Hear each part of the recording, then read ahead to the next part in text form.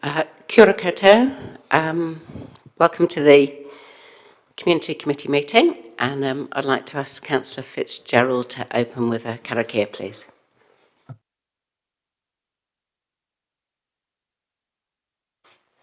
Ha tina koe te whaia tia mana. Ha morena tātou e te whare me karakia tātou. Ha tūtawa mai I runga, tūtawa mai I raro, tūtawa mai I roto, tūtawa mai I waho. Kia tau ai te mauri tū, te mauri ora, ki te katoa, haumi e, hui e, tāki e, tina koe. Kia ora, Councillor Fitzgerald, thank you for that. So we'll just go through the housekeeping first of all. So the meeting is being recorded and will be live streamed on the Council's YouTube channel. Health and safety requirements for the Council chamber. If you hear the fire alarm, please leave the site by the nearest fire exit, evacuate to the clock tower in Te Maraeohine. Smoking is prohibited, defibrillator at customer services on the ground floor, and any incidents please report to the committee administrator. Don't think we've got anybody online. And just for staff, if you can introduce yourselves when you present, please, or answer a question. Okay, we will move on to apologies. And we've got apologies from Councillor Billy Meehan.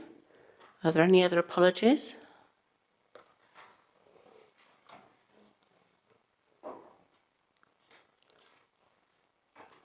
Nope. Well, I will move that we accept the apologies, seconded Councillor Hancock, and we'll vote, please.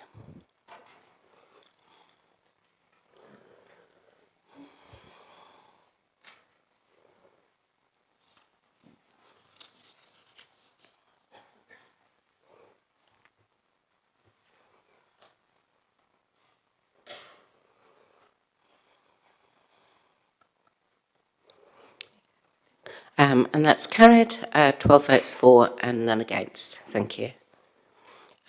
Next is notification of additional items. I haven't been notified of any items. Are there any? Nope. Declarations of interest. Are there any declarations of interest in any of the items today? Councillor Hancock. Yeah, thank you, Madam Chair. Just in relation to item 9, I just want to, just for the sake of transparency, I chair a board that has received grants previously. This is not a conflict of interest, it's just a, I'm just declaring interest.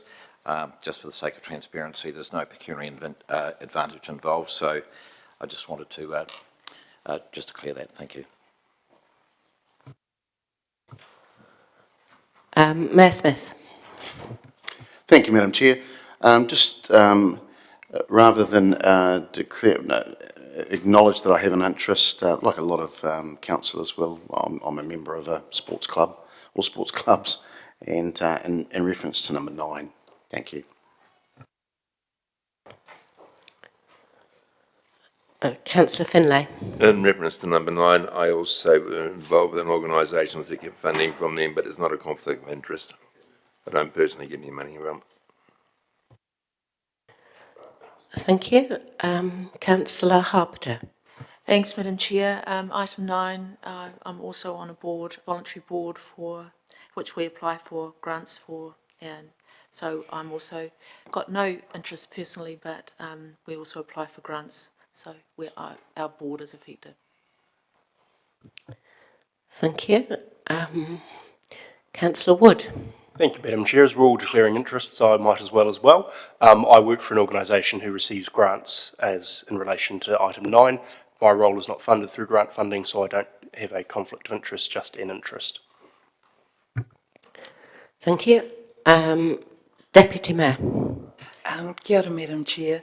I too work for an organisation part-time, a school that may get funding, so I'm just declaring that along with I'm the patron of a Korowai group that may get funding from these sources as well. Thank you. Thank you. Councillor Bowen. Thank you, Madam Chair. Also, item 9, sit on the Trust Board for Wild-Based Recovery, which does receive grants that would come under that category. Thank you, but no conflict. Thank you all very much for your conscientiousness. Those interests will be noted. Item 5, public comment. I haven't been made aware of any public comment. Is there any? Nope. Okay. Now, item 6, which was the presentation from Amanaki STEM Academy, that has been cancelled because they have had something unexpected come up. So we will schedule that for another time. Takes us to item 7, which is confirmation of the minutes. So, are there any questions or corrections that people want to bring up?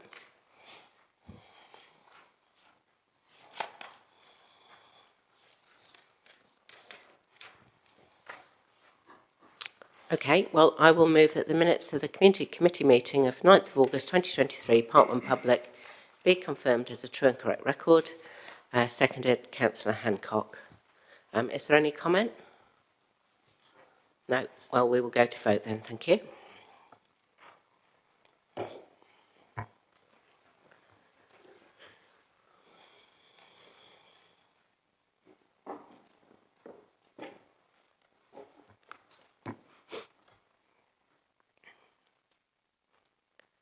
And that is carried 12 votes for and 1 abstention.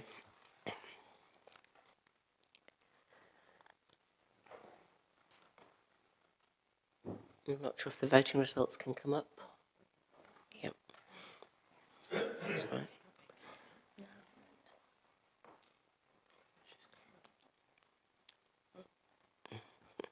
Thank you. So item 8 is the summary of community funding allocations for the last financial year. And we'll invite Stephanie Velvin, Community Development Manager, and Cindy Nguyen, Community Development Advisor, to present the report. Tēnā kōrua. I think you'll just be able to turn your microphones on yourselves manually with the right hand tap. Yeah, Cindy's is on. Okay, you might have to share, sorry. If, oh yeah, cool. Great, so over to you. Morena koutou, Stephanie Velvin, Community Development Manager, and my part is very quick. I'm going to hand over to Cindy, who is our funding advisor. She's been with Council for 2 years, but this is her first time presenting to committee, so she will present the report this morning. Thank you. Morena koutou, ko Cindy toku ingoa, narrator tēnā koutou katoa. This is the 3rd annual funding overview report.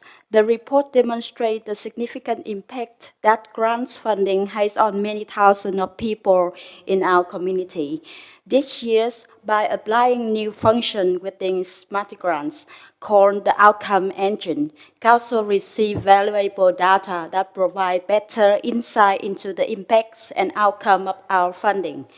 The performance data submitted by Strategic Priority Grants recipients in their first year of their 3 years funding show that 95% of people accessing services reported an increased sense of community connection.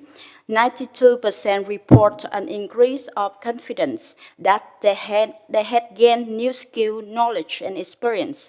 96% of clients report that they had received information and advice to meet their needs. This report also demonstrates that Council has a good range of fund types catering for a wide variety of community needs and aspirations at different levels. However, officers have suggested some improvements and reviews for several individual funding programs, which will be addressed through the Long-Term Plan 2024-2034 process. So happy to take questions. I'm joined today with my colleagues who have contributed to the report and are available to question as well. Thank you. Thank you very much, Cindy. That's great. We do have some questions. First up, we have Councillor Naylor. Thank you, and thanks for the report. In the summary at the end of the report, it states that there's over 2.8 million allocated annually to support communities. And I'm just interested to know if you have any understanding of how that compares to other councils in terms of a per capita contribution to this area. We don't have exact figures to hand, but we understand that we're pretty generous compared to most other councils at a per capita rate. Yeah, okay, thank you. Councillor Bowen. Thank you, Madam Chair. I had a couple of questions. First, when you talk about the Major Events Fund, I struggled a little bit with this. Some of it is last year's information, but we've taken a couple of events out of the Major Events Fund and given them separate line funding. Is that included in this or not included in it? It's not included in this report. Do you think that we could start to capture that if that's going to become? Yeah, it is funding for major events. It just doesn't sit under this category, and so I think it. Could we have an additional item in the report that's other funding? So non-contestable event funding, we can capture that. Yeah. I think that would just help to give us a full picture. There was a comment around the youth scholarships. I just wanted to seek a little bit more background there as to what happens when we don't run a programme like that, as we didn't last year. Does that funding just disappear or roll over? How are we handling that, and how are we going to make sure that doesn't happen again?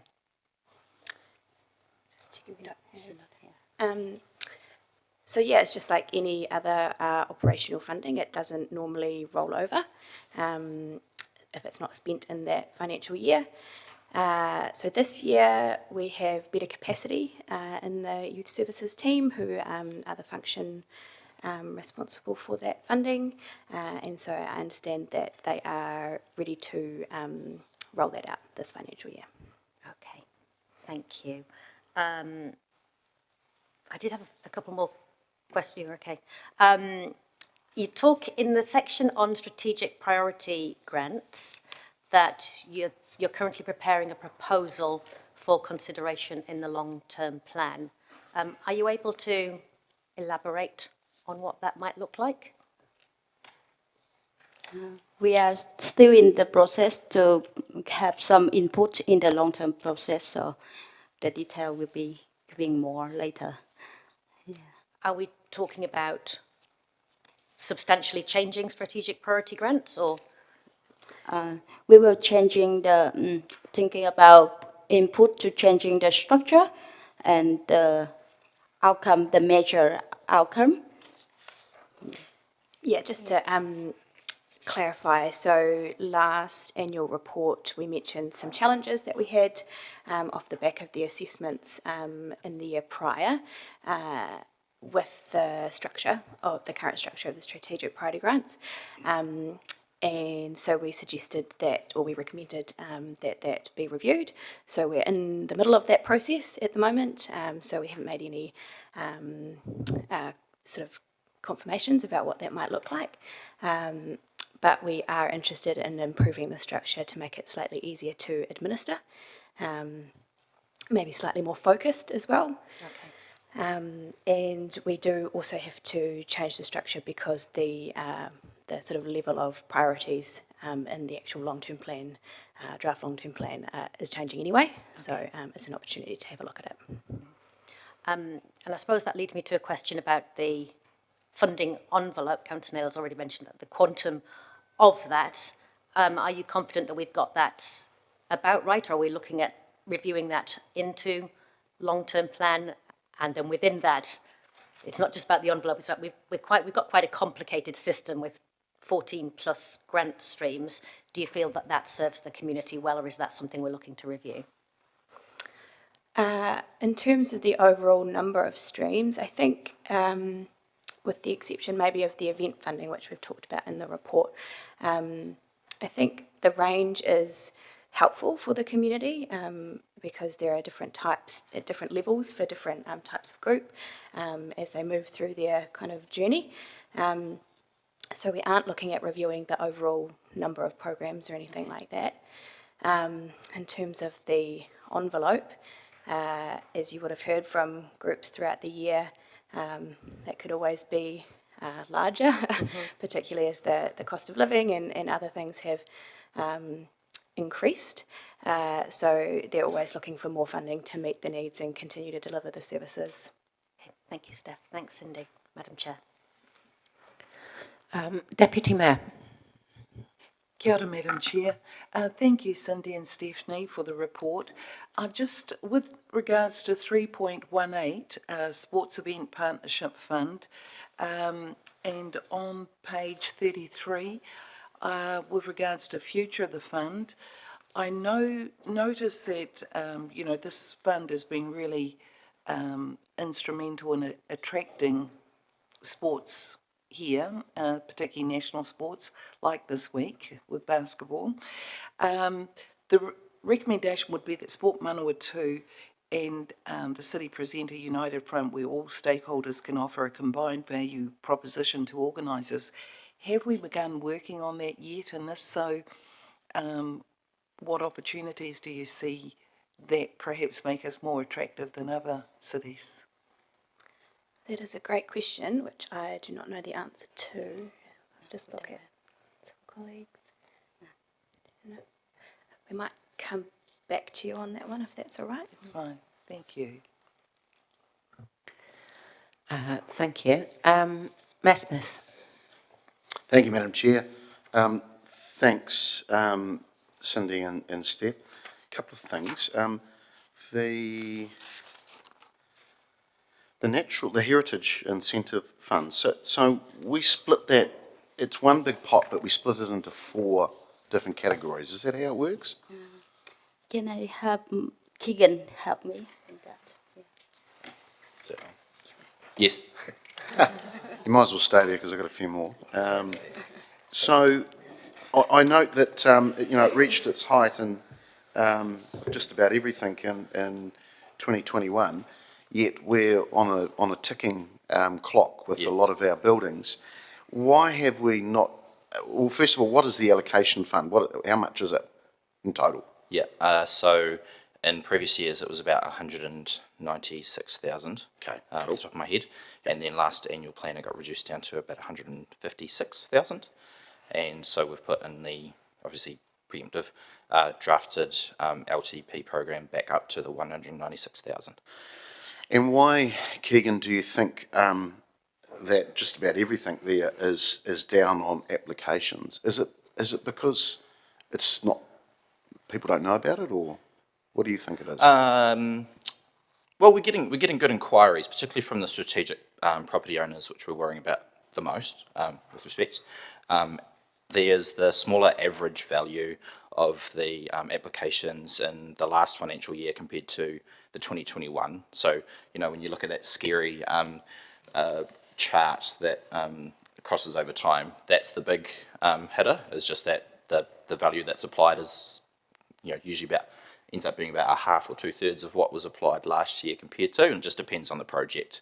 Often what's kind of wavering a bit more is in the protecting palmy stream, which it's like, that could be repainting a building, cleaning a building up, or a full roof replacement, so it's quite variable. Whereas often what we're finding with the strengthening palmy heritage, why it's a little bit flatter, is because often it's Are bigger projects? They're bigger projects, and they're usually going to the max of the value of what we can provide, which is about 20k over 3 phases, 20k each over 3 phases throughout their strengthening process.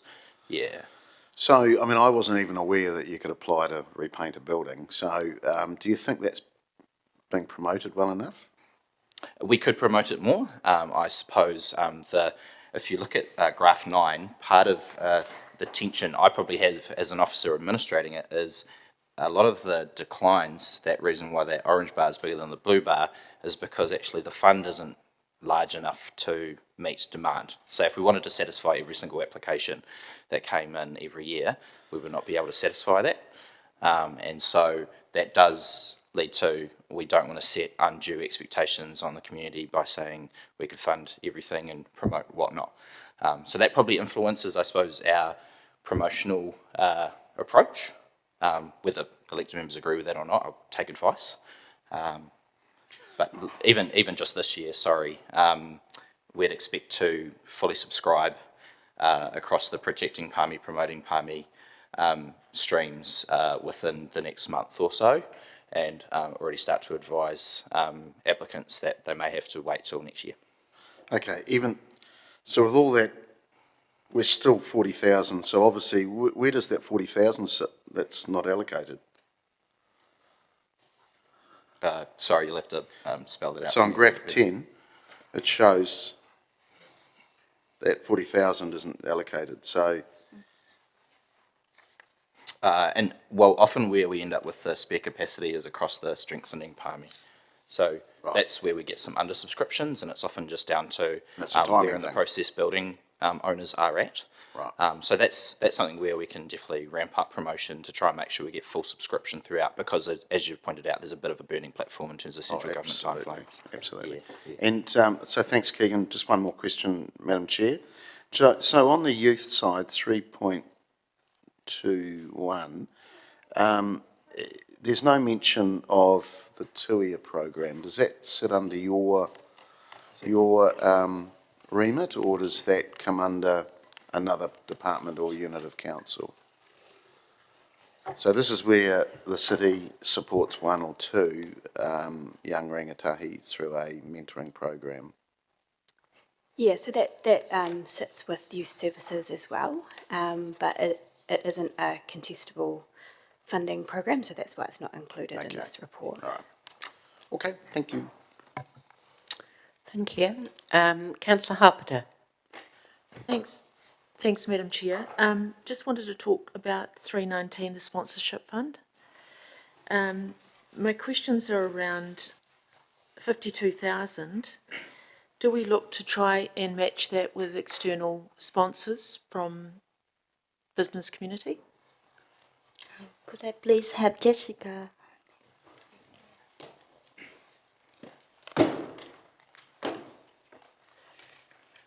Morena, Jessica Papel, Marketing Manager. Currently, the funding element sits within the finance team. So is your question relating to how we fund programs and help them to get funding, or is that, sorry, could you? Well, at the moment, we had 16 applicants and only 6 received funding from 52,000. So what happened to the other 10? So the 10 were from Manawatu Rugby Union, who ended up they applied for each game to be funded individually for $10,000. So they came to the chamber and received funding that way. So that's what the 10 is. Okay. So my other question was around a budget of 52,000. Do we go out to the community and ask if they would help fund in terms of matching our funding? No, we don't. Okay, so my next question probably is to you, Steph, around the artisan residence, which didn't go ahead because of funding, and we couldn't do that because we couldn't go ahead with that because we couldn't put it into the square edge. So it's really around funding, and we couldn't do it with Copthorne. So what do you think for a program like that, how we're going to make it viable going forward in terms of funding? So the artisan residence program, in the end, we did have it lined up to progress, and it was the decision of Massey to pause the funding, which resulted in it being paused indefinitely. But they did put it back on us to try and find it in terms of the accommodation element. So that was always our portion of the program that we were responsible for. But I guess to answer your broader question about how we go about seeking other money that's not ours, we do have a couple of officers in the finance team who are responsible for seeking external funding, so we work with them where we can. I think at the time when we were looking for artisan residence funding, we had a vacancy in that space, so we were just sort of working through that ourselves, but now we've got some good capacity in there. Okay, thanks, Madam Chair. Councillor Barrett. Thanks, Madam Chair. Kia ora koutou. Good to see you. Welcome, Cindy, and good to see you, Stephanie. A question around the Youth Council, part of the report. I was just interested to see that it said that obviously the grants aspect of that wasn't delivered, but it also said the Youth Council itself wasn't delivered for a year, and that was my first awareness of that. Could you just tell us a little bit about how that came to be and what that meant in terms of the Youth Council? I probably can't elaborate too much on it. I wonder if, Kirili, you wanted to talk to that. It was just around the capacity, I guess, decisions.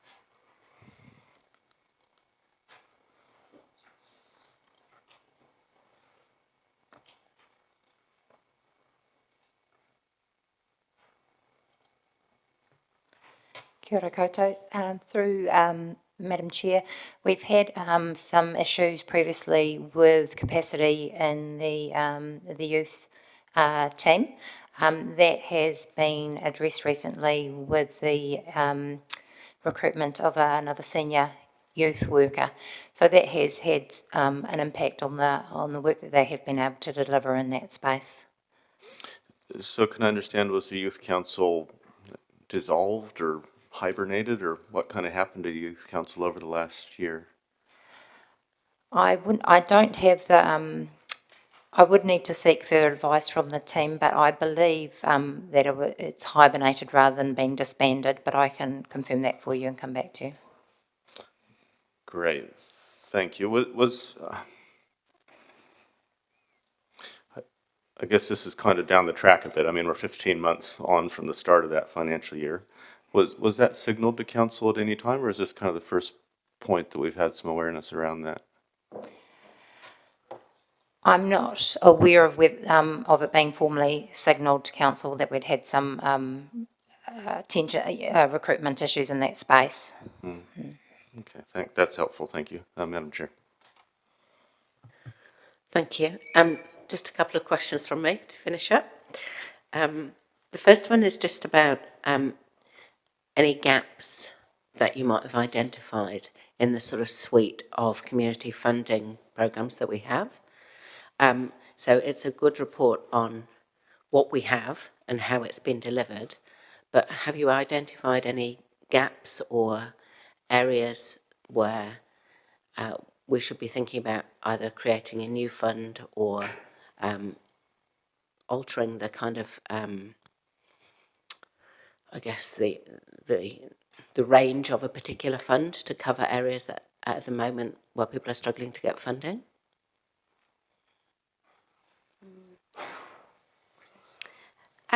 I think we are fairly comprehensive in what we have to offer. So we have some good flexibility in the Community-Led Initiatives Fund and a range of other funding programs, obviously, that fit kind of around that. But we haven't come across anything in the year that we've sort of thought, oh, wish we had something that, you know, we're stuck from the criteria that we've got or something like that. So, yeah, I think we're fairly comprehensive. I guess just going back to my earlier comment, it's really just about the amounts that we've got to work with. Yeah, we're consistently asked for more, or the groups need more than we've got to allocate. Yeah, thank you. And then in terms of the small grants fund, I see that the cap is still 5,000. Do you have any knowledge of how long that cap of 5,000 has been in place? Because it just never seems to change, to my memory, since I've been on council. I might be wrong. I'm not sure. It's before my time. I think we had a conversation about that in the last support and funding policy review, and it was confirmed to keep it at 5,000. So that's a conversation, I guess, that we could have through the next support and funding review in 18 months or so. Okay, so is that not a long-term plan conversation? We have to wait for the support and funding review to review it? Through you, Madam Chair, yes, I believe we can discuss that through or raise that through the long-term plan. Okay, so I assume by then we'll have the answer as to how long it's been at 5,000. Cool, thank you. Right, that is the end of questions. Thank you both very much.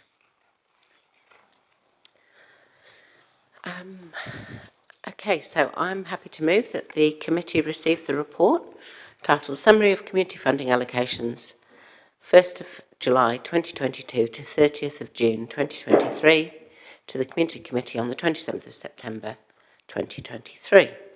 Seconded by Councillor Hancock, and I'll now open up if there's any comment. Deputy Mayor. Tēnā koe, Madam Chair. With regards to 3.8 Sports Event Partnership Fund and paragraph 2, it makes mention of the fact that the economic benefit to the city represents a 4,000% return on investment to the city. That's seriously impressive and of great benefit to Palmerston North, not only economically, but I also would go so far to say as promoting a positive global reputation for our city as a place of a destination for such sporting events. So, yeah, I just wanted to say how impressed I was by that. I actually had to ponder and say, is that really correct, 4,000%? But it's wonderful. So ngā mihi to all of those who work in that area. Thank you. Thank you. Councillor Bowen. Thank you, Madam Chair. Very much agree with the Deputy Mayor's comments there about the great economic impact we get from our sports events fund. I suppose my thoughts on reviewing all of those strands of funding is I'm not sure still that we have the balance right across the funds. And the Sports Events Partnership is a great example of that. It's a solid chunk of change at $265,000. It's bigger than our major events fund. Is that the right balance? The Arts Events Fund was inspired by the Sports Events Fund, but sits at 50k with similar goals and aspirations. Have we got that right? And then as we see the flow through from both of those funds into major events, which does focus more onto the economic impact, how is that working? So I think there is a bigger conversation about how our funding pools all work together to meet our strategic goals. Sports events, it was signalled in the report, and we heard in committee just last month, that is becoming a much more contested area. We might have to find more to keep the same, or we might have to make some hard decisions about what we retain and what we let go. Whereas arts events, we're turning down events because we haven't got enough in the pot to fund them. So I'm not sure we've quite got this right. The envelope might be right, but some of the mechanics of how we operate that, I don't think is right. And I'm not actually convinced that the envelope itself is right. I think we're struggling to meet the need in community groups, and in particular, the Sports and Events Fund, the community funds, they're always oversubscribed. What's our aspiration in this space? What do we think? I think those are questions for the long-term plan. There's a great point about economic impact assessment. I think that really speaks to the value of the funding. I know we seek that data from a wider set of events. I would really like to see that come through in particularly the Arts Events Fund, which has a similar economic lens, and also into the Major Events Fund reporting here. So that's something that we're able to compare. I think that's a really good metric for us to look at there. But this, I just sat the Creative Communities funding round last week. It's heartening to see how involved our community are in putting forward ideas that they think will add to the vibrancy of our city in the various ways that they connect with the city. We do some excellent work. We get enormous bang for our buck, whether that's in economic development, in the volunteer time that goes into running these events. All of these things would cost a lot more if council had to do them. We get great value from the money we put into our community funding, and thanks to the officers for setting that out so clearly in the report. Thank you. Thank you. The Mayor. Thank you, Madam Chair. Like the Deputy Mayor, amazing. $13.5 million worth of benefit just on that sports event for just over 300,000, because we tipped a little bit more in from retained funds from 21-22. So, and like Councillor Bowen, I think we can always review things. I'm I'm unsure whether we need to keep shifting the deck chairs, because, I mean, they all sort of add together, whether it be economic vibrancy, environmental outcomes, the community outcomes.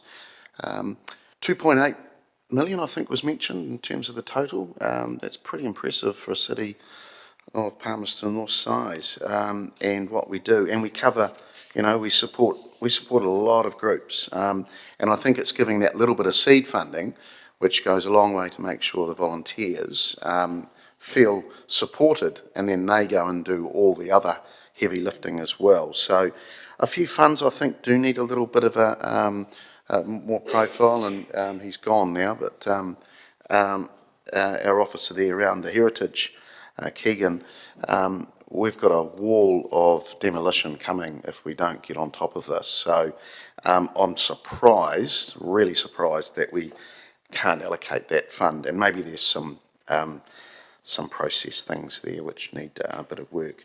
But all in all, I think this just shows the depth and breadth of Palmerston North, and one of its real strengths, which is its support of its wider community. So thanks to the officers for supporting that, and across all our sectors. Thank you. Thank you. Councillor Finlay.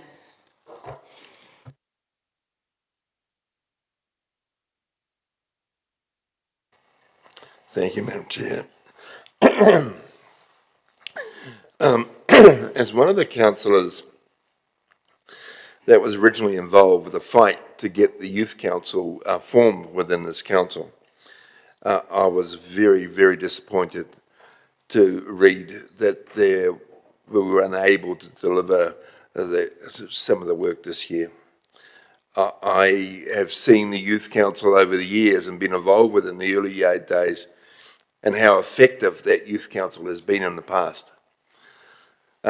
Attending some of the early events that they had at the library and at the Te Manawa, and in the walkway at the library, the night party that was there, there were great events and they were packed. And to see the youth council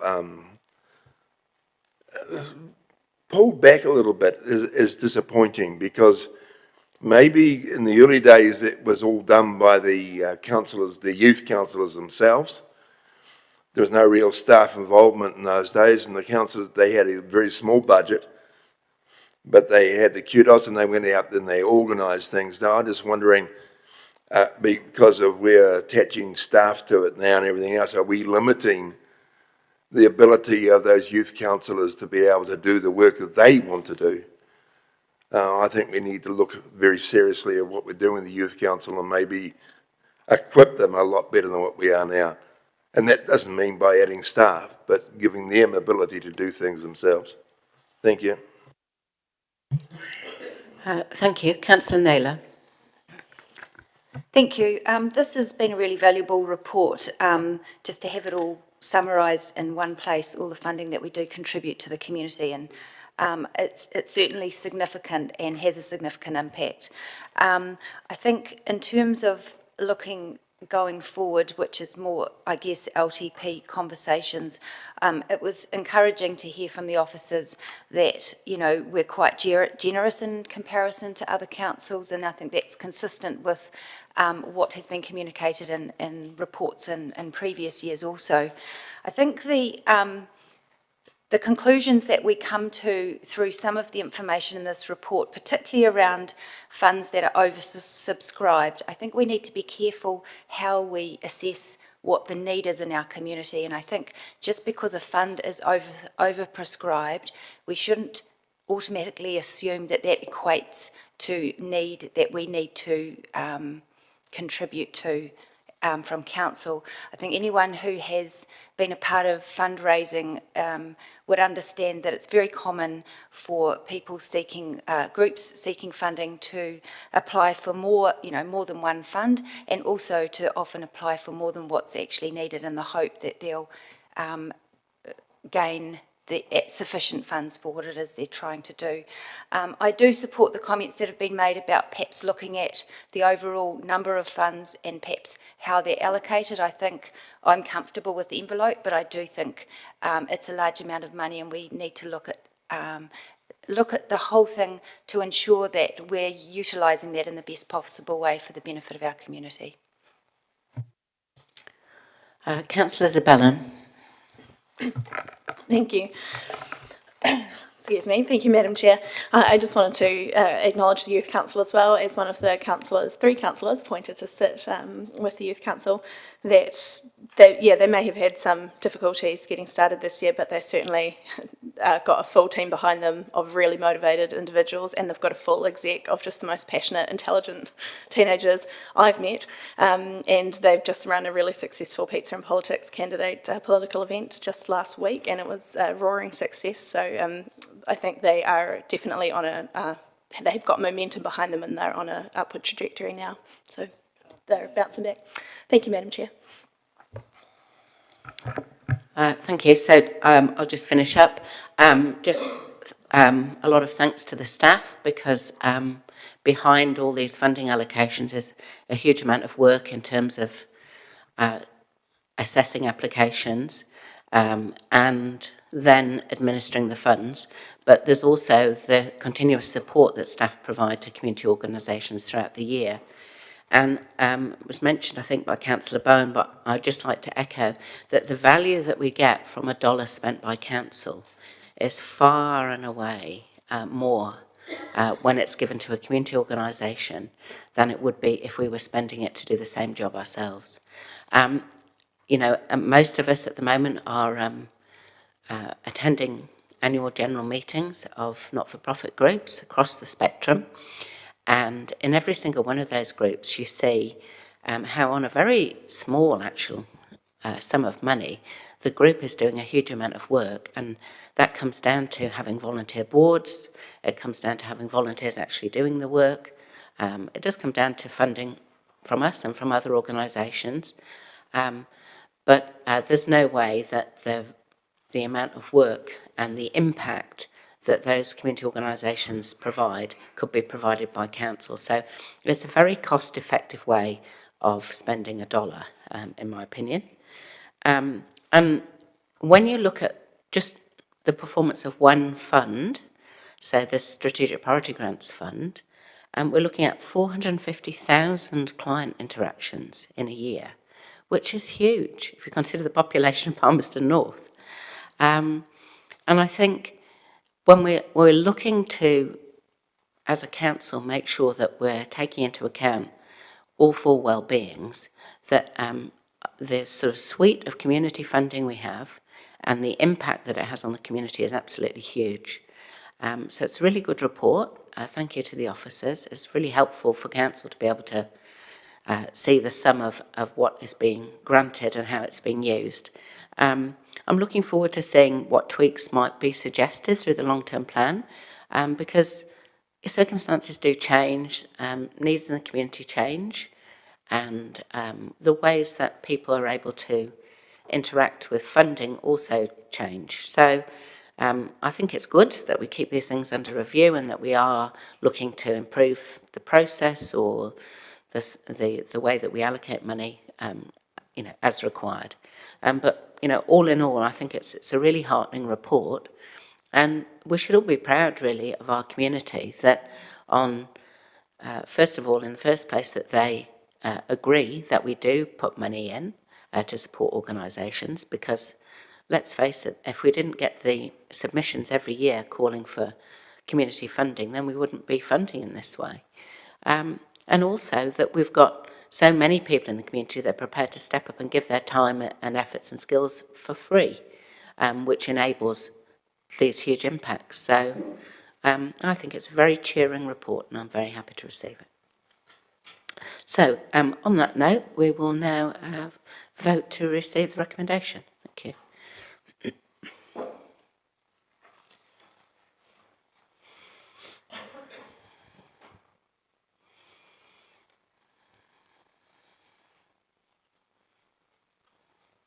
And that is carried unanimously. Thank you. So that takes us on to item 9, which is a memorandum on the draft gambling venue policies 2023 deliberations report. So I will welcome Stacey Solomon to talk to that. So, tēnā koe, Stacey. Tēnā koe koutou. I'll just quickly get the technology going, hopefully. Just get you to make sure that your microphone is quite close to you. Yep, thank you. Brilliant. Tēnei a mihi o te ata kai kaunihira, me koro mātua. I'm pleased to bring you this report for your deliberations on the draft gambling venues policies. I just have a brief presentation for you to set the scene and recap the process that we've been through so far. So the purposes of these policies, there were two of them, you'll recall. We've collectively referred to them as the gambling venues policies. The first one is the Class 4 gambling venues policy, which relates to pokies, which are gaming machines in pubs and clubs. It is used to decide whether the council will consent a new Class 4 venue in Palmerston North. The TAB venue policy is similarly used to decide whether council will give consent to any new TAB venue in the city.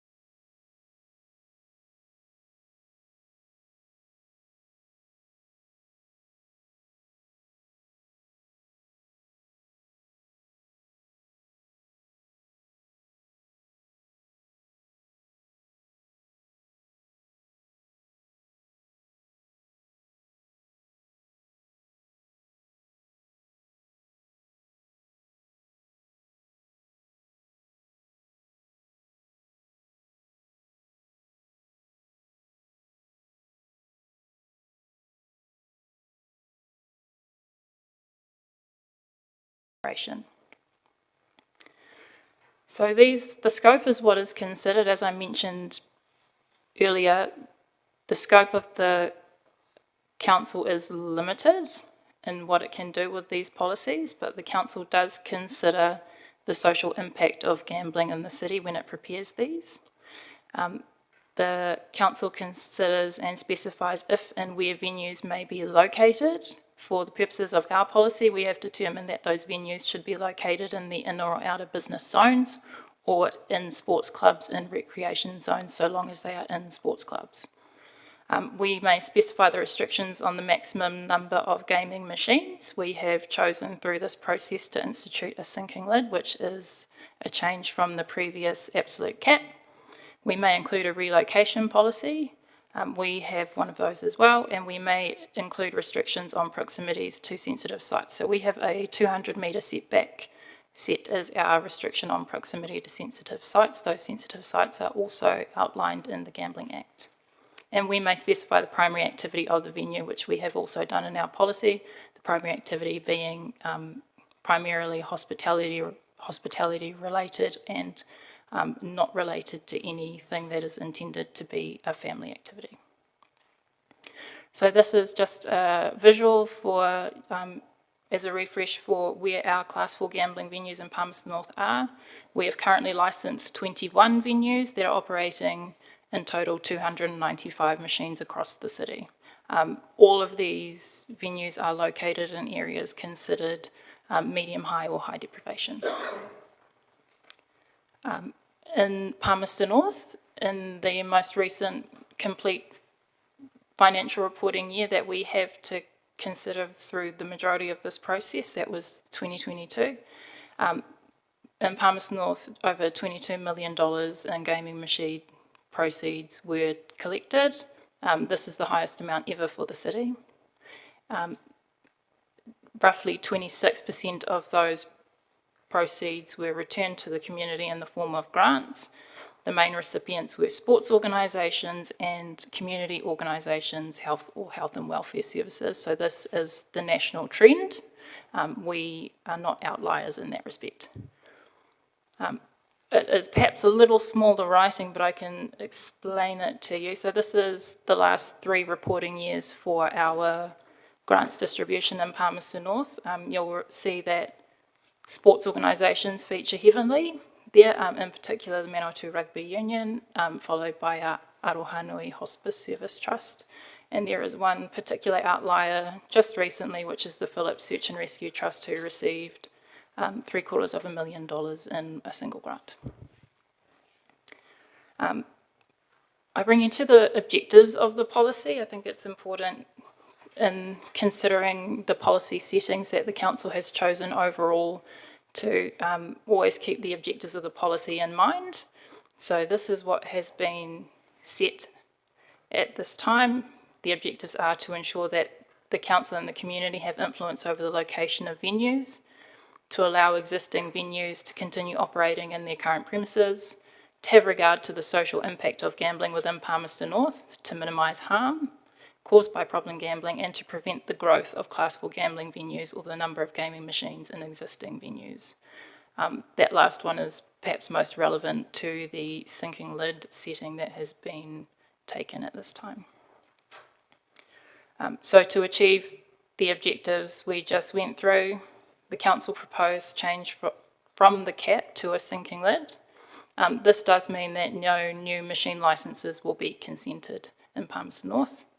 And then further, the other changes made to the policy as part of the review were to clarify that Class 4 venues may relocate and to specify in what circumstances those relocations would be permitted. Broadly, that is through events beyond the control of the operator. You'll have seen from the papers that we are proposing another change following consultation, and this is to add wording to clause 4.3 for the purposes of providing clarity. Circumstances beyond the control of the operator or lessee of the premises include but not be limited to the following situations. So we have the acquisition of the property under the Public Works Act. We are proposing to include in there as well the premises are sold or the property lease expires and the licence holder is not able to renew that lease. And then natural disaster was also already included as through the consultation. The reason for the change is we are looking to provide additional clarity to the clause. The policy does already permit relocation of Class 4 venues, where relocation is necessary because of events beyond the control of the licence holder. The change does provide further guidance for the application of the policy by staff if applications are received. I think if I go back one, what is included between the acquisition of the property under the Public Works Act and natural disaster? Between those two things, there is quite a bit of space. So we are trying to, in response to submissions received, address some of those concerns to assist with how we will apply the policy should we receive an application. And I'd also just like to note in here that any application for relocation of an existing venue would still have to align with all of the other criteria we have in the policy.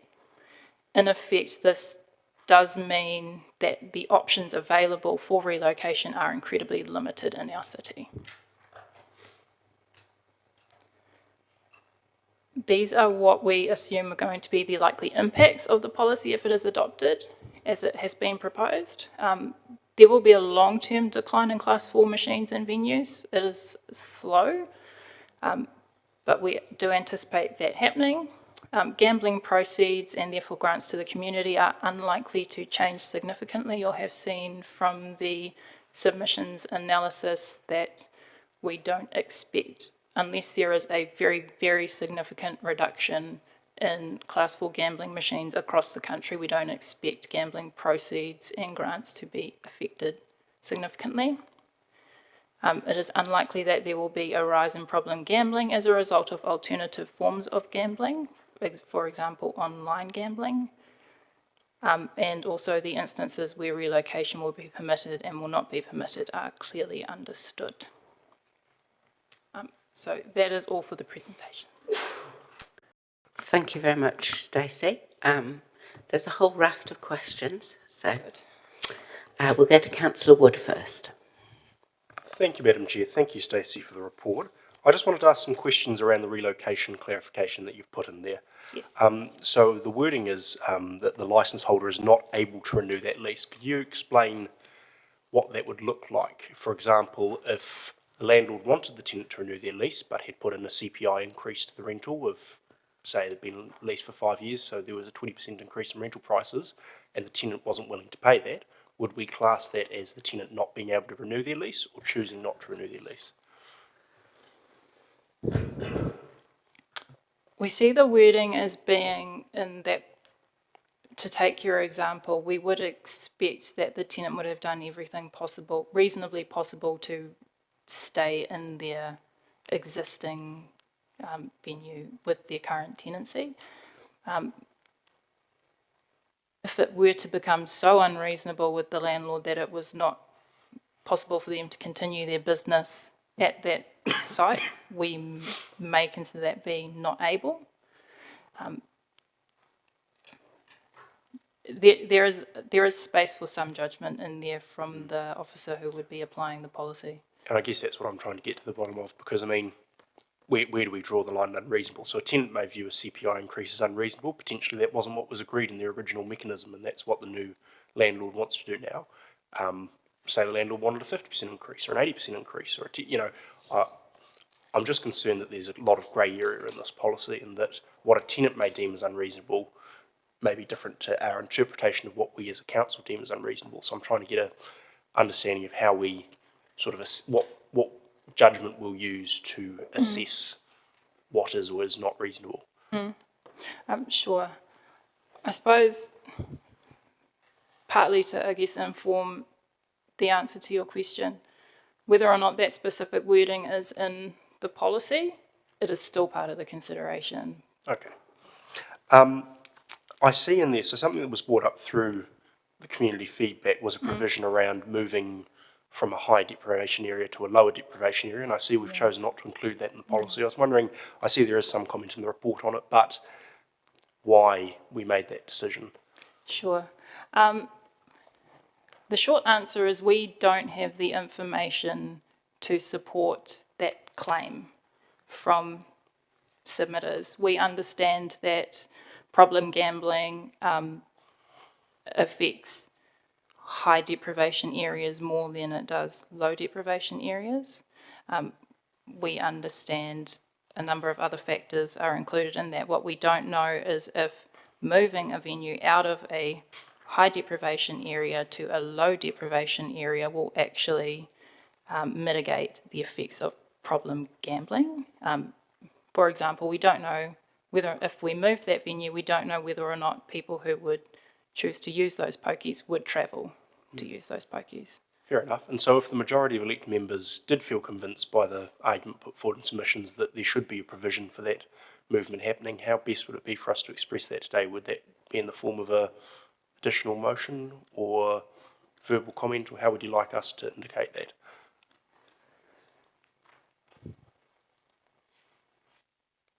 If the intention of the motion was to create further change to the policy, which perhaps it is, we would say continue with the policy as it is and revisit it later.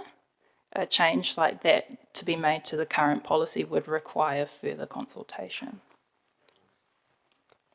I don't entirely understand that. I thought part of the deliberation was deliberating on what the community came to us with, and given that was one of the things the community came to us with to consider, are you saying we'd have to reconsider it in 3 years' time when we review this policy next?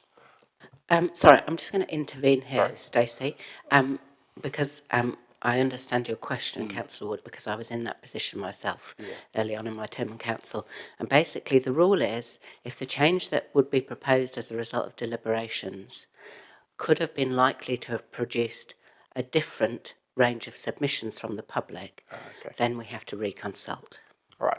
Thank you, Madam Chair. Thank you, Stacey. Councillor Fitzgerald. Thank you, Madam Chair. Thanks, Stacey. That's a great report, brilliant report. I'm sorry I missed the entire slide that showed $22 million of revenue. Was that for the country or just Palmerston North? That is just the revenue from Palmerston North. Wow, okay. Well, I guess in those numbers, with 25% return to the community, it says it already. But however, my questions, Madam Chair and Stacey, relate to 4.1. I think that's very clear cut in terms of no new venues being granted consents. 4.3, however, just for me, might be raising some ambiguity in around if it was deemed by the officers that a operator was able to relocate to a new venue. It's the new venue that's been prohibited by 4.1.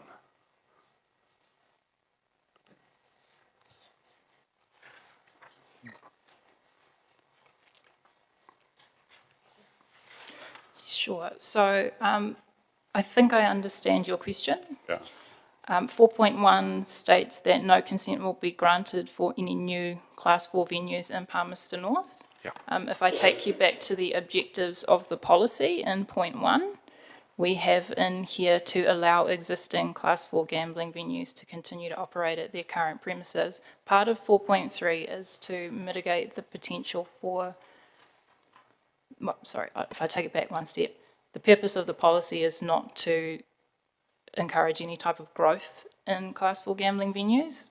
What we are saying with 4.3 is there may be circumstances beyond the control of the operator where they would move that same venue to another location. Correct, and I was expecting that, Stacey. Would it be, without causing any drama to the policy settings, worthwhile of adding an exception to 4.1, which speaks to that ambiguity? I believe 4.3 is speaking to that ambiguity. Okay, cool. Last question, Stacey. How many venues are we aware of that have relocated in Palmerston North City? I am not aware of any in recent times unless we aren't aware of any. Cool. Thanks, Madam Chair. Through you, Madam Chair, I spoke to officers this morning and I understand that the last time we had a request to move locations of pokies was in 2016. The consultation has brought 2 applications out of the woods in the last couple of months that officers are working through under the current policy at this time. But it's fair to say it's a reasonably unusual occurrence. Thank you. Thank you. Mayor Smith. Thanks, Madam Chair. Thanks, Stacey.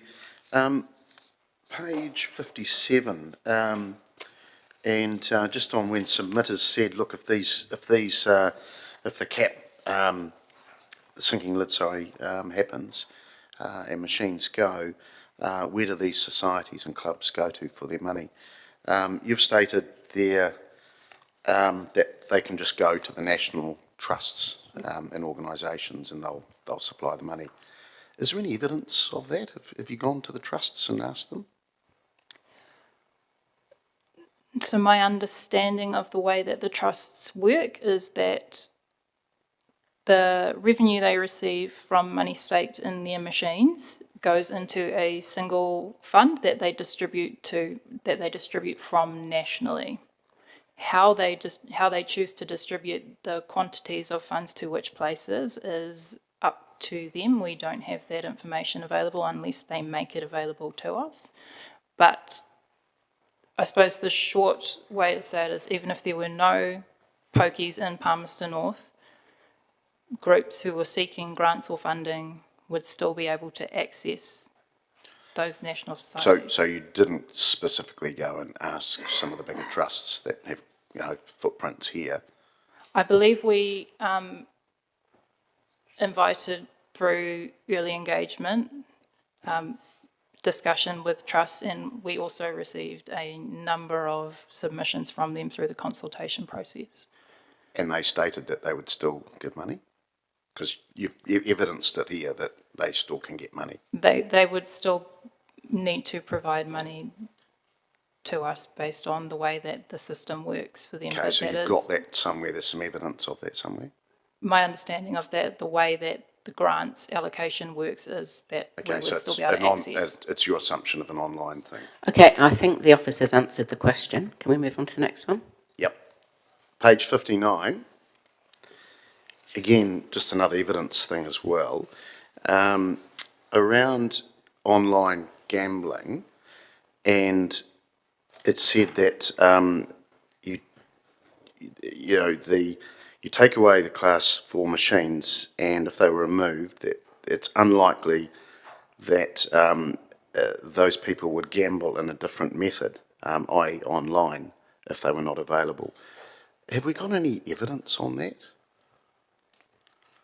So the New Zealand Institute of Economic Research did look into this. They were commissioned to by the Problem Gambling Foundation. Their paper concluded that if people were unable to gamble the money they would have gambled on pokies, they are unlikely to gamble it through a different method, for example, online gambling.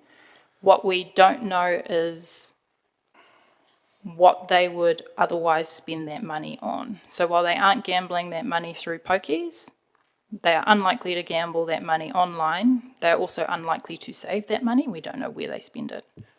So, Stacey, do you know when I know, I appreciate you didn't get commissioned the report. Do we know when that report was done? 2020. Okay, 3 years ago. All right. Thank you, Madam Chair. Councillor Hancock. Thanks, Madam Chair. Thanks, Stacey. I've just got a quick question, just in terms of page 47 talks about the previous approach by council was to set a cap and then reduce the numbers at each review. Can you give us some history of that in terms of when that was set, how many reviews there have been, and what's been the impact on the number of machines? Sure. So the first iteration of this policy was in 2004. That was the year following the start of the Gambling Act in 2003, so the requirement to have the policy. At that time, we had 490 machines licensed in Palmerston North. There have since been 5 reviews of the policy, 6 different iterations of it.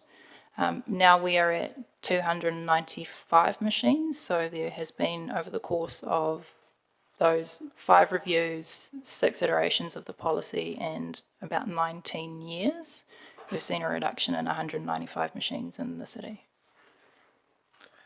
Thanks, Stacey. That's very helpful. Madam Chair.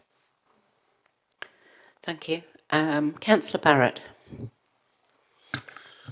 Thank you, Madam Chair. Thanks, Stacey.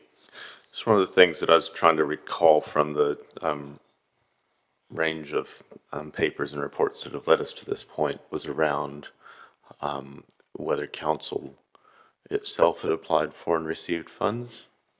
Yes. And what's the quantum of those funds? Council has applied for and received funds from Class 4 gambling trusts and societies. In the last year, we have not applied for or received any funding. It is difficult for us at this time to collate a singular sum for how much we have applied for, just because we don't have that information readily to hand. But I can say that since 2019, and not including the last year where we haven't applied for anything, council received roughly $260,000 from Class 4 Trust. Great, thank you. This may be through you, Madam Chair, but just, I guess, reflecting on the start of the meeting where we had individual interests declared, and when they're identified as non-financial, they're seen as interests rather than conflicts. I'm just interested if there's a conflict that exists around council as a whole, given that we receive funds. Thank you, Councillor. I will direct that question to someone else?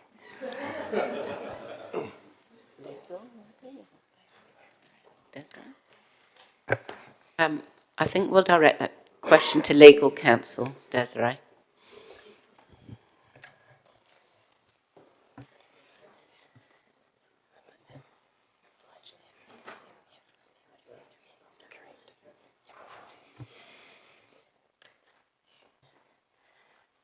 Council is obliged to review this policy every 3 years, and we must maintain one.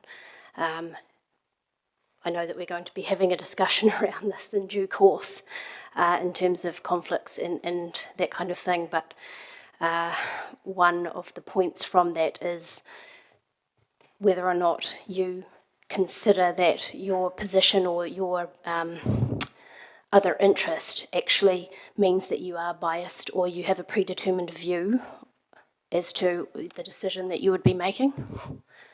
So I wasn't here when the interests were declared this morning, but my understanding is that there have been a number of interests declared and that this has been considered, and I think that, Hannah, I might just get you to confirm this if that's okay, that they were considered not to be conflicting interests because they weren't direct pecuniary interests.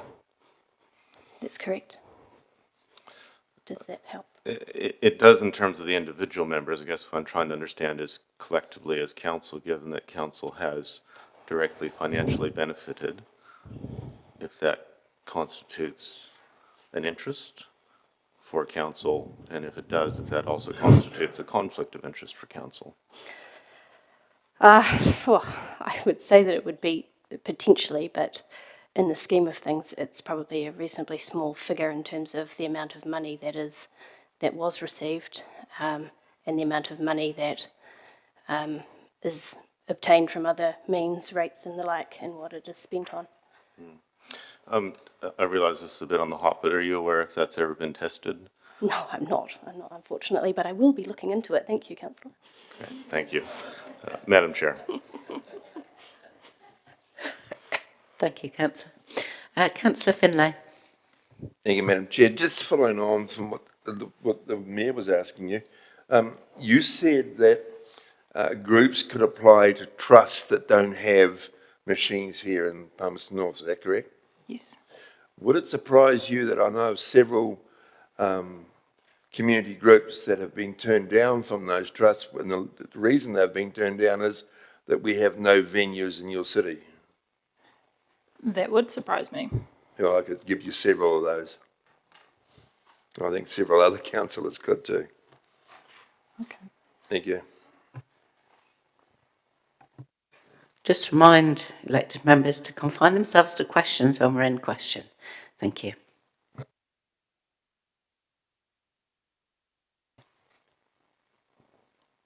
Have you finished your questions, Councillor? Thank you. Okay, there are no further questions, so thank you very much, Stacey.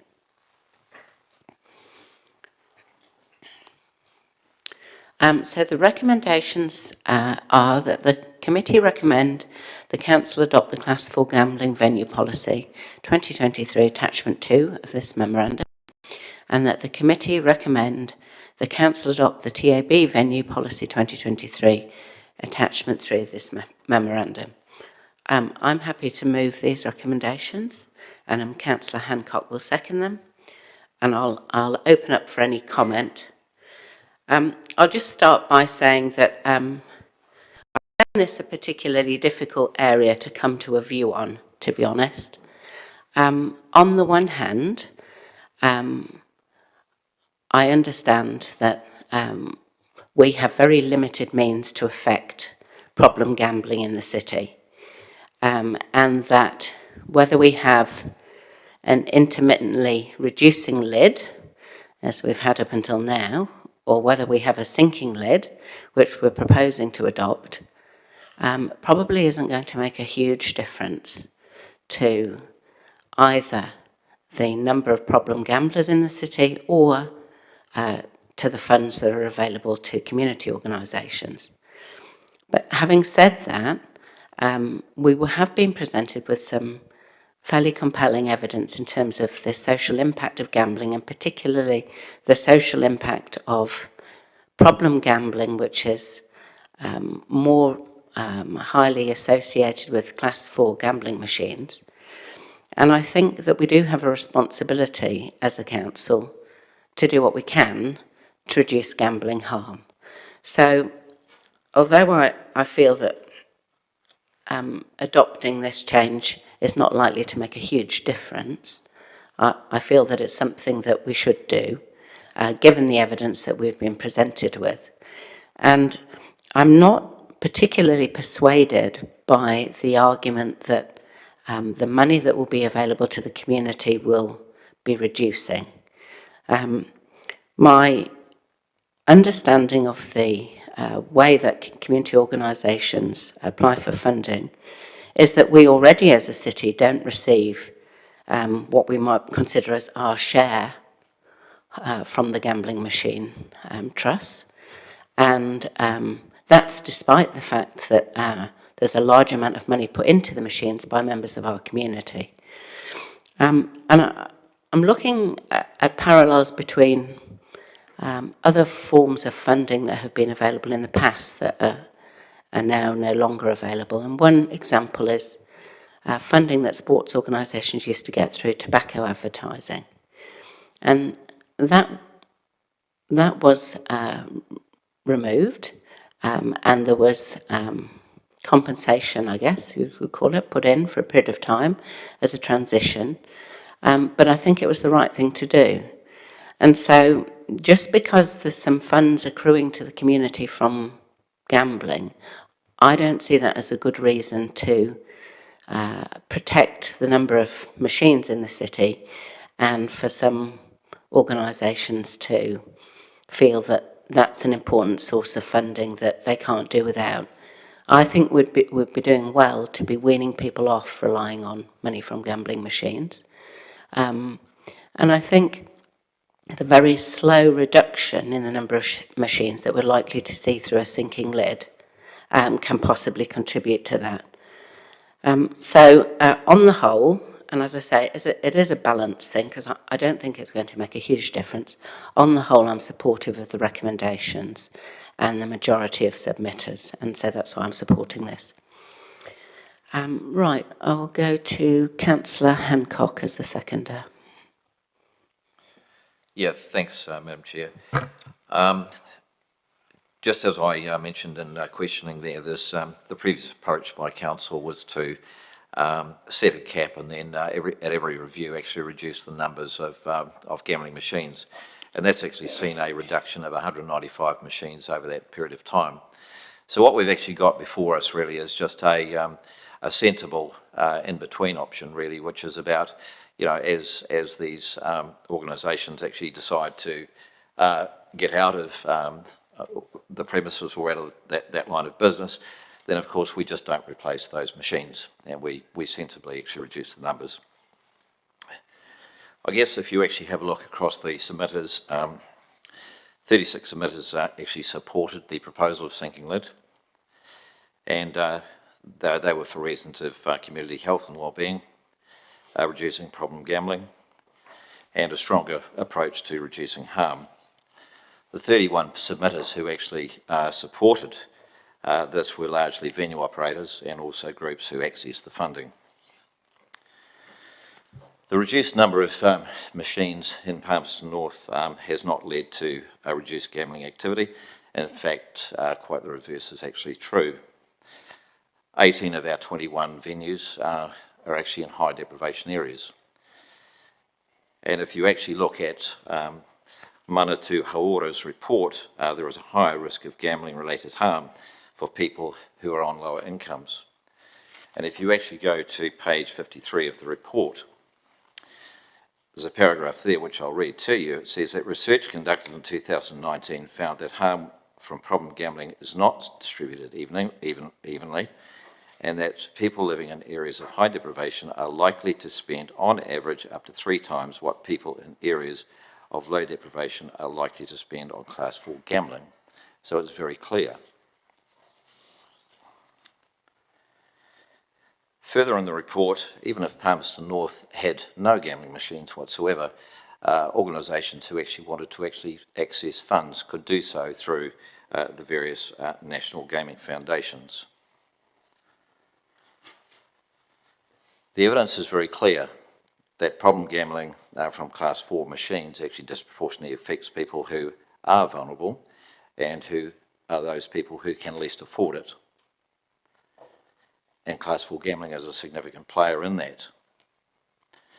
I think what we have before us is actually a very sensible option for us, and it allows us to actually have a management retreat over time, and with the changes that have been made to options for organisations to actually relocate, that also gives us an opportunity to actually consider whether those are high deprivation areas or low deprivation areas and reducing the harm for people who are vulnerable. So those are my comments, Madam Chair.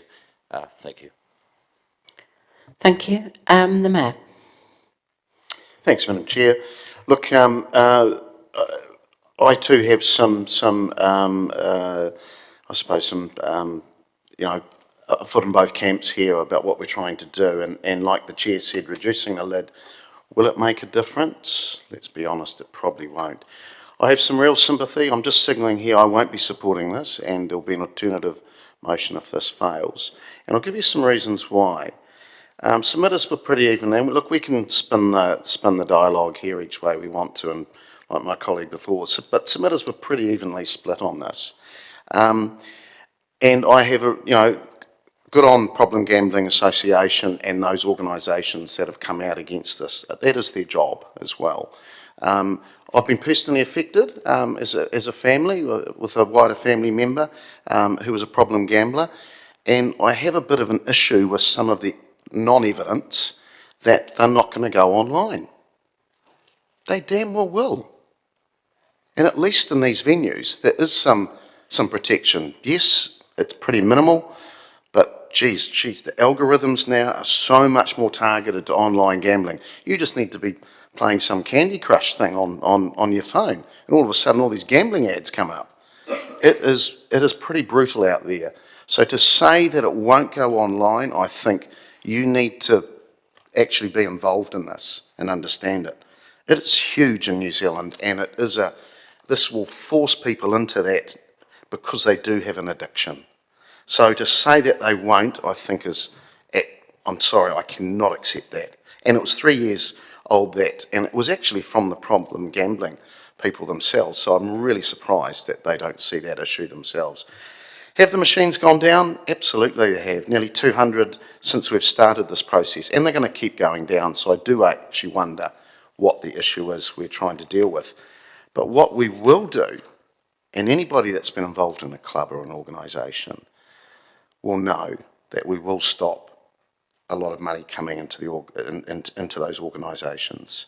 Yes, there was reference about the tobacco industry, and I support that stance as well. But it was propped up by the government to the tune of hundreds of millions over a period of nearly a decade.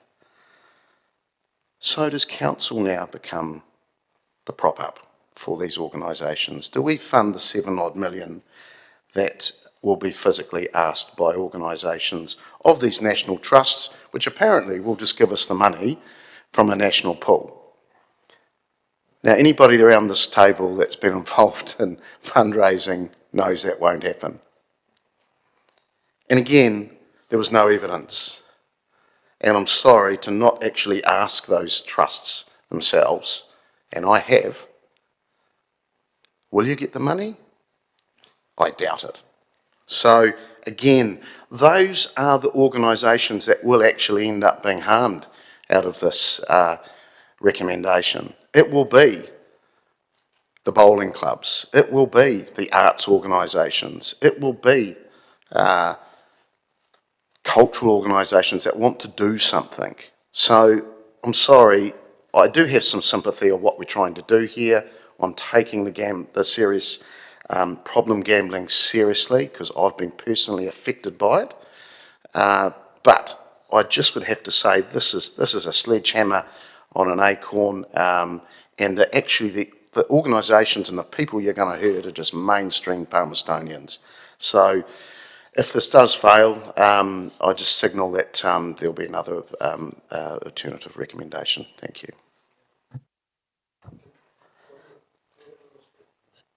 Thank you. Councillor Zabellin. Thank you, Madam Chair.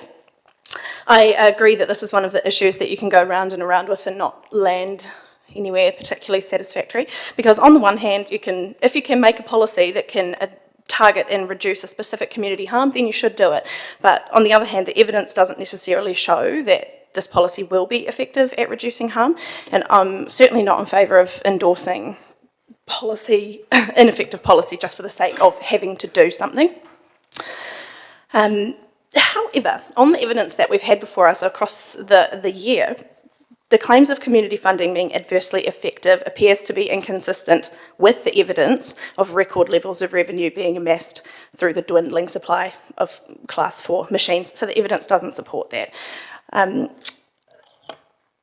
Also, I do not support the offsetting of existing harm with potential future good, and therefore I strongly hold that council as an organisation should not be applying for funds that are generated by an activity that we know to be disproportionately harmful to a vulnerable area of our community. If we make a political decision on this, then our actions must be consistent with that for us to have any integrity.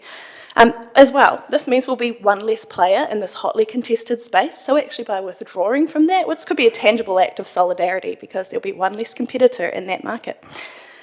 But it has been well demonstrated in the evidence throughout the year that we've received on this that there is no direct correlation between where these funds are collected and where those grants are awarded. That's how come, even though 40% of these proceeds must go back to the community, only 25% or so of the funds that are generated here come back here. There's no correlation. Also, the idea that this will trigger a switch to online gambling is purely conjecture. There is no evidential basis on any of the stuff that's come before us to suggest that there is evidence to support that view. It's straight up conjecture. Where this comes down to for me is that a sinking lid does not appear to actually be hugely successful at reducing harm from Class 4 pokies, but what it does do, that the status quo that we have doesn't do, of a cap, is ensure that there will be no new pokies in our community. The cap currently is set higher than the number of pokies that we've got, so if we stick with the status quo, there is there is an opportunity there that the number of pokies in our community will actually go up. That's the situation that we've got. So for me, one of these options means there is room for more pokies in our community, and one of them means there isn't. So that's the one that will get my support. Thank you, Madam Chair. Thank you. Now I have received what is effectively an amendment to recommendation number 1, and so the rules of standing orders state that we should debate the amendment first. So I will go to Councillor Wood next to talk to his amendment. This is not an alternative recommendation because we have to adopt the policy anyway, but what you want to do is to adopt it without the inclusion of a sinking lid. So it's technically an amendment.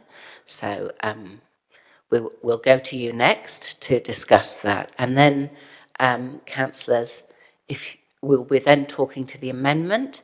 So if you want to talk to the amendment, stay in the queue.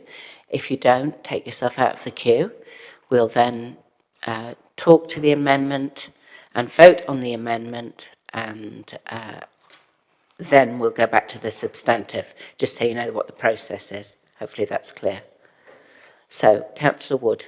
Thank you, Madam Chair. Sorry for the confusion. I appreciate that we have to adopt a policy regardless, so it's a bit of a difficult one for us to vote to not adopt a policy, to then vote to adopt it with an amendment. So I appreciate the process we're having to go through this way. Look, we're having a bit of a fraught debate here, councillors, given we all recognise a sinking lid isn't going to achieve the outcomes that many of us and many of our submitters want it to achieve.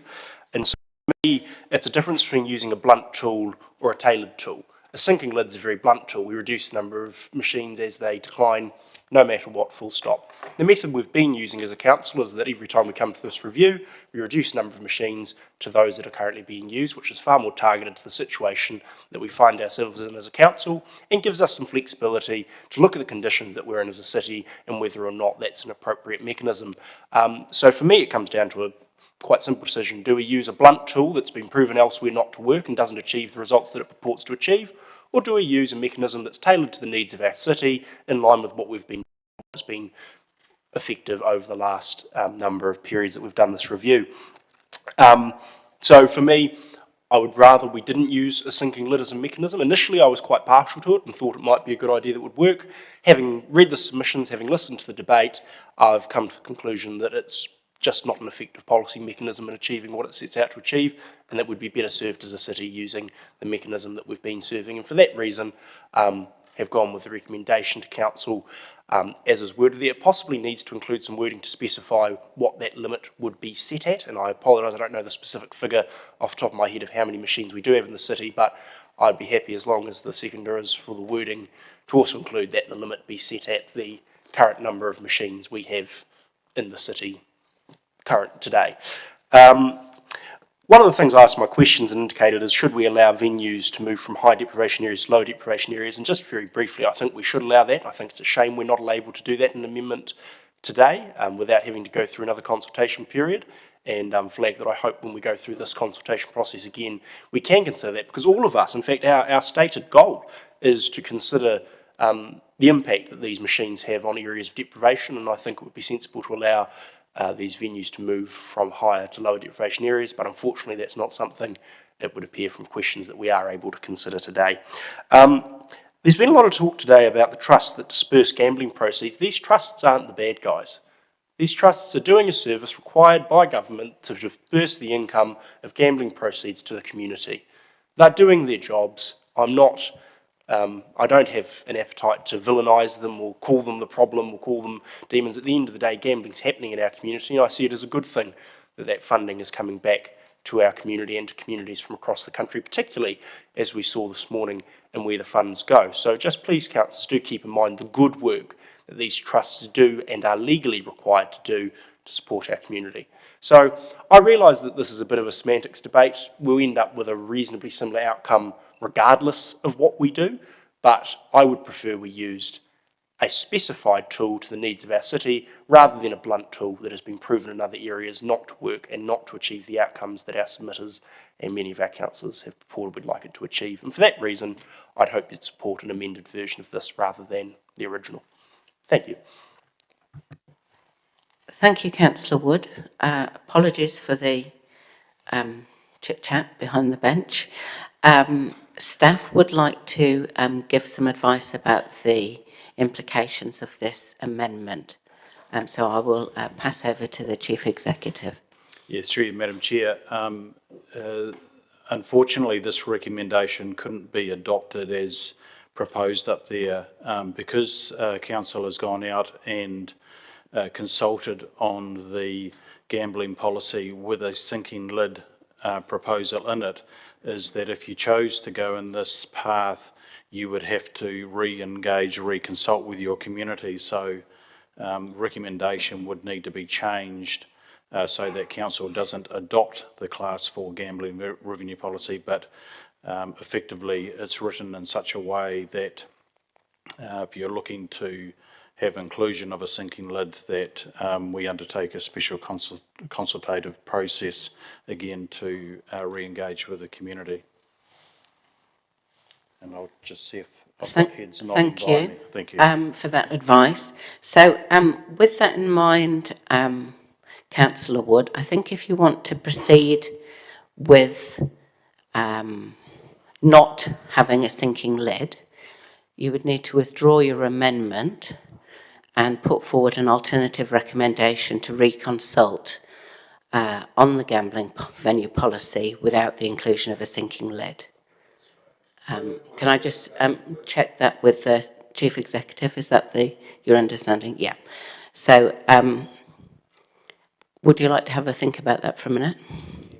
Madam Chair, can I have a point of clarification, please? Councillor Finlay, point of clarification. Yeah, from the CEO, please. if from the consultation that we've had from the community, we have decided to change it to withdrawing the sinking lid, does that not mean we've already consulted on it and have decided we've heard from the community, and that's the difference we want to make? Through the chair, again, I'll just check, but my take on it is it does depend on what it is that we actually went out to the community and asked for in the first instance. This is inclusion of a sinking lid is opposite of what we went out to engage with the community on, as I understand it. But even though we've heard from the community and we've found that the community says they don't want a sinking lid, or they want a sinking lid, does that not say we're doing what the community wants? Yes, through the chair, I think that perhaps in hindsight, when we went out to consult with the community, we should have actually, we could have actually perhaps thought about consideration of both options. So I'll just check that. Thank you. I think we'll just get some advice from Julie. I thought it might be time for a cup of tea. Julie McDonald, Acting Chief Planning Officer, but probably here as Strategy and Policy Manager. I think because we have proposed a particular policy, I mean really the main element here is under discussion is sinking lid versus cap. We have Council agreed when the policy was considered to propose the sinking lid. That is the proposal that the community have submitted on. If Council wished to propose the cap, which is done on other occasions, then that would be the proposal that the community have submitted on. So essentially, the words that are on the screen at the moment, the effect of those is to say, don't adopt this today, which is totally, that's the vote that's really up there under number one, is to adopt or not adopt what was proposed. If you don't wish to adopt it, then we would obviously be seeking guidance as to what policy you did want to propose. And that would be the next question. Thank you, Julie. Councillor Wood, did you wish to respond in some way? That's fine, Madam Chair. If we have to do it that way, we have to do it that way. So could we remove the amendment and I'll just make a general comment then when it's my turn. Okay. Right. So seconder agree to the withdrawal of the amendment? Do you agree to the withdrawal of the amendment? Yeah. No. Okay. So what that effectively means is that we're back to the recommendations that are on the table to be debated and voted on first, and I guess with an alternative recommendation that we reconsult. Is this? I don't want to speak for you, but is that your alternative recommendation, that we reconsult, or is there no alternative recommendation?